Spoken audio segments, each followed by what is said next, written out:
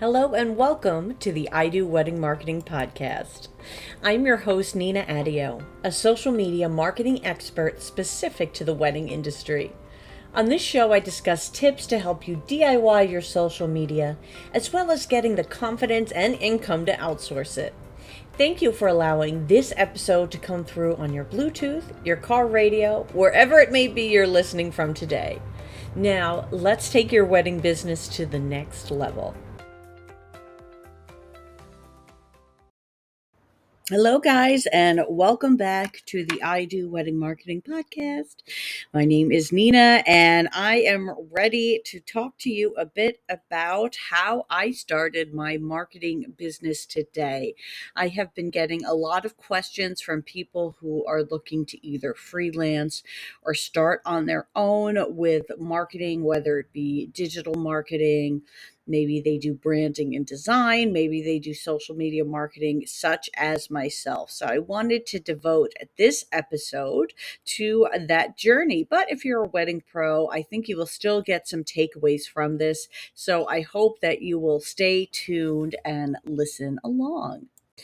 I am recording this on Labor Day weekend. So if you are fortunate enough to be listening to this on Labor Day weekend, then hopefully that means you are either done with all your busy weddings for this weekend, or maybe you're on your ride home or relaxing. I know how busy these holiday weekends can be when you are active in the field. For me, it gets busy once the photos come, or I always have to be more so on my phone checking the tags and messages and stories and such that come up, but I'm no longer out and about. So that is a good thing. The reason I came up with today's topic is that people have been asking it a lot, especially when I belong to a lot of different marketing groups, whether that be just networking groups or Facebook groups. There's all different ways you can join. Many of these are just free groups. And I love to try and give advice when people are looking for it or maybe feeling discouraged. And then the first thing I notice they ask is, how did you do it? Like, how did you first start getting clients? That's what they want to know. And so that's what I thought I would talk about. And the first thing I did that I feel is really important is that I not only picked a niche, whatever you prefer to call it, but I picked one I was already involved in. So I'd already been working in weddings. I already loved doing weddings and I loved posting about weddings because to me, it wasn't just coming up with a generic post. Every caption I do, I try to be telling a story within that month's content calendar. So I really loved the concept of marketing for wedding professionals and venues. So when I started the business, it did take a nudge, it did take, I had a website first that wasn't published. It was almost like a vision board for what I wanted my website to be. And then one day when I was ready, I just hit publish. But you can't just publish a website and get leads, right? It certainly didn't work that way.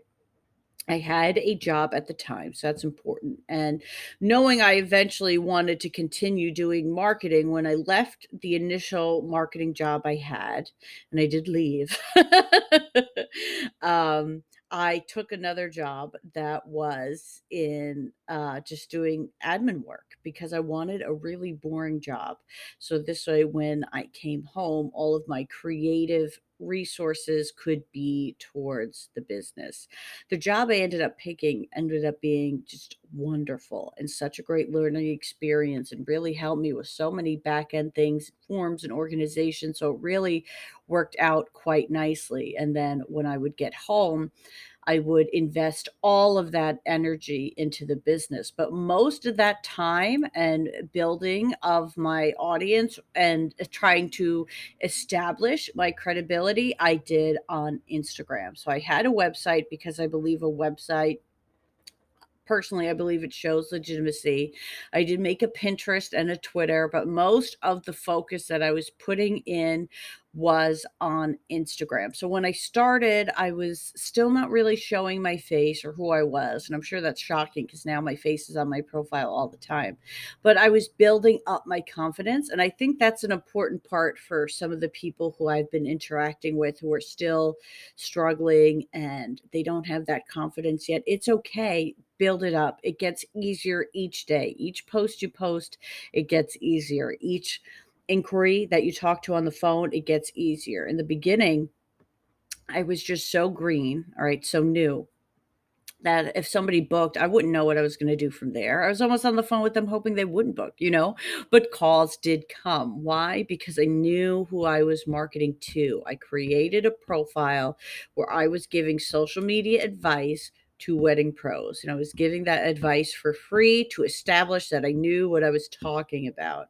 So you don't have to necessarily be giving away everything you do. I'm not, as they say, giving away the farm. I'm not saying, well, first I do this, then it's not mapped out, but it's isolated tips of say what people should be having in the perfect post or how people should craft their hashtags.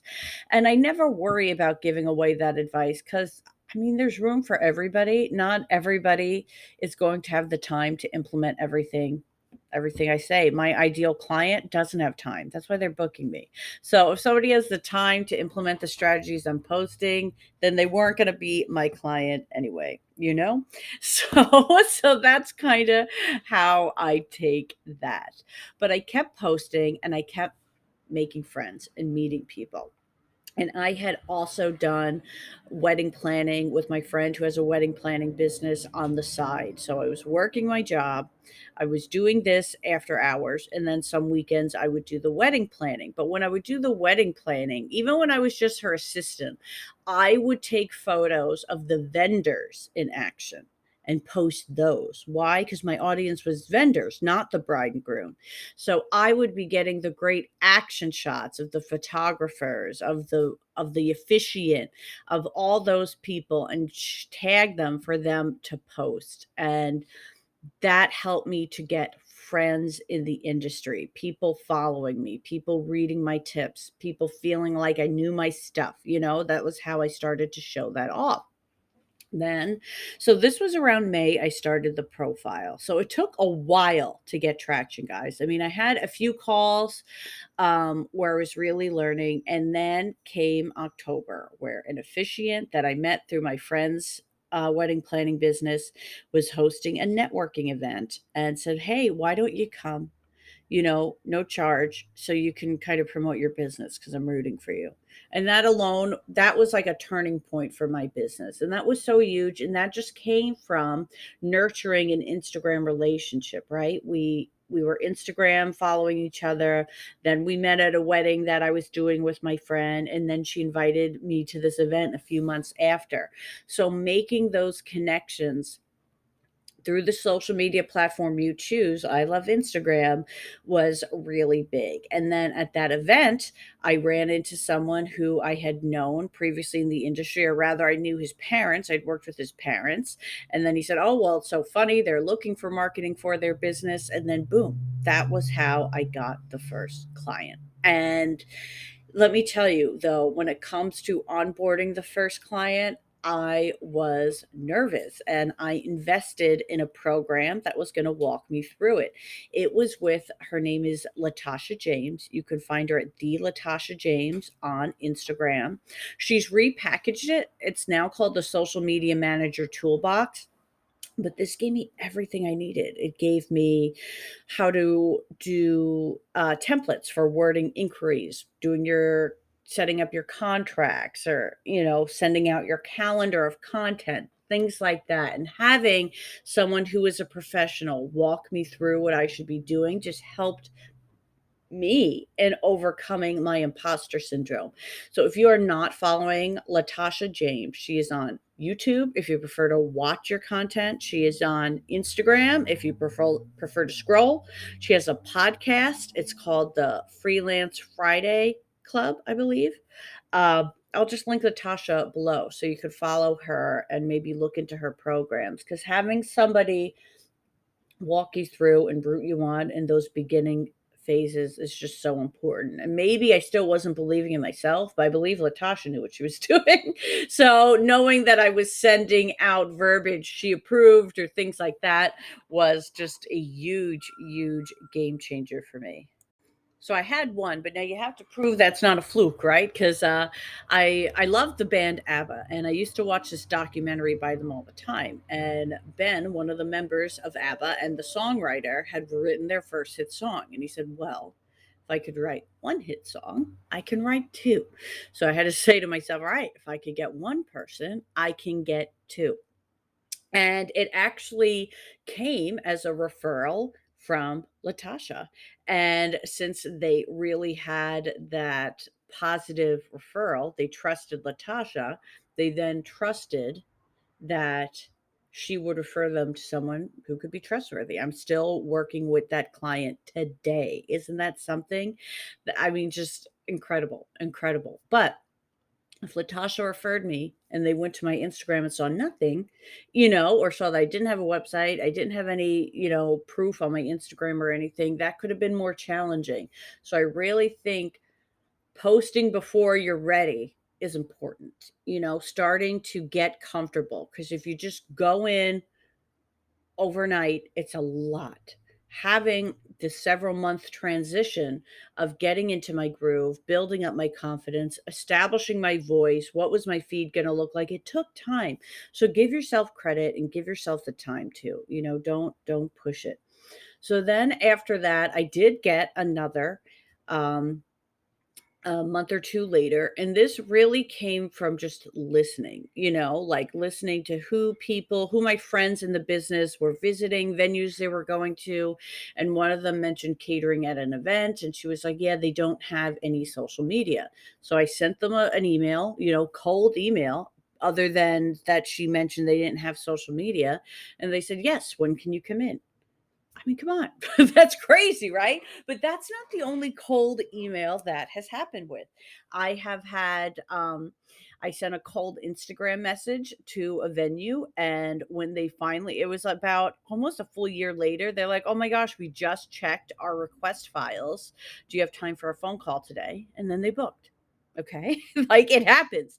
And then I've had other cold emails make appointments. So cold emails can work, but let me tell you, I never cold email somebody who has consistent social media. Why? Because they have social media. Like I don't waste my time. I'm not cold emailing everybody. I'm cold emailing people where I see that something is missing. Look, if you want, you can cold email everybody. But let me tell you, especially if you're going to cold Instagram message, don't do it. Don't do it on Instagram if you see someone's posting on Instagram. That always that's like my pet peeve because it's like people saying, "Hey, can I have your job?"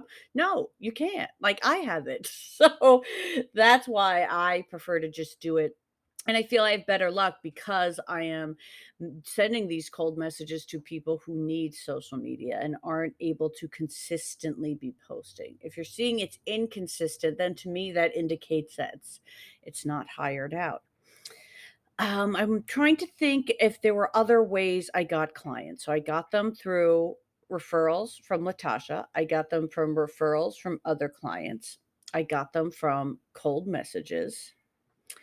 And that's really the three main places they found me on Instagram. So that's the fourth, is that they found me online. They found me through mostly on my Instagram and they inquired.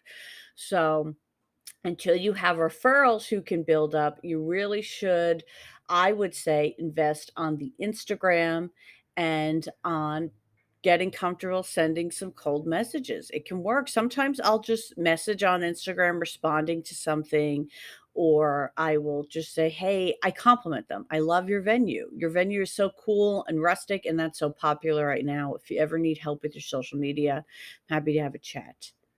That, I don't go nuts. Sometimes I don't even sell because they know what I do because my username is I do wedding marketing. So I just leave it at the compliment. You have to just find what's comfortable for you.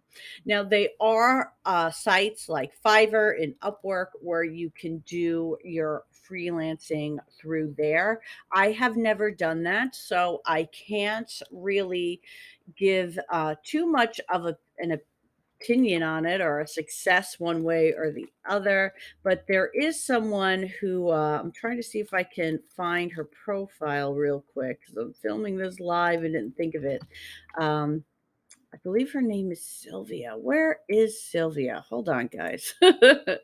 Okay, guys, I found her, but this is also such a great lesson in what we always say. Okay, I was spelling Sylvia with a Y instead of an I.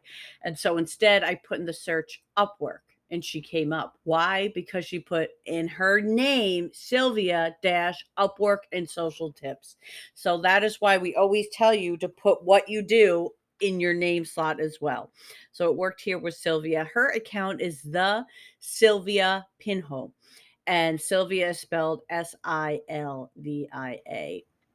I'll link her down below as well as Latasha, but she talks all about Upwork and using Upwork and how to make a full-time income through Upwork. So I can't speak about it, but she can. And her first pin post is how to get your first client on Upwork. So if there is enough people listening here who have an interest in marketing, then maybe I can invite Sylvia to come on and we can have a chat. Let me know if that's something you'd like to hear more about. But that is really my journey of getting the first clients or where my clients come from. Now, if you want to learn more about my strategy, I am willing to share with whoever wants to learn. So, I'm going to be doing a paid workshop with Carissa Cruzy Weddings. It's called Engage to Engagement, and it's designed to bring more people to your website and to book you through social media. So, on that, I'll be going through my 10-10-10 engagement strategy, which is designed to be done in 10 minutes a day. That is the least amount of time you can invest to get results from your social media. So I'll be going through that whole strategy with you, walking you through it. And then Carissa will be going through her content that converts strategy and the ways you can make content without it taking hours upon hours of your day. So the link for that is going to be in the show notes. If you haven't gotten it yet, you really need to jump on it because we only have early bird pricing for 2 more days. That ends September 5th. So you really have to jump on that now if you want to attend and get that better pricing. We're also offering an upsell of an Instagram audit. If you are a fellow marketer and maybe you just want to make sure you're starting this new page, and you want me to look it over, consider doing that Instagram audit. Even though you're not a wedding pro, I'm happy to do the audit for you. So you can check that out in the show notes and I'll have it linked. So thanks for being here. I'll be back tomorrow with another episode as we are still on our 30 days of content blitz. And I look forward to you listening. Bye bye.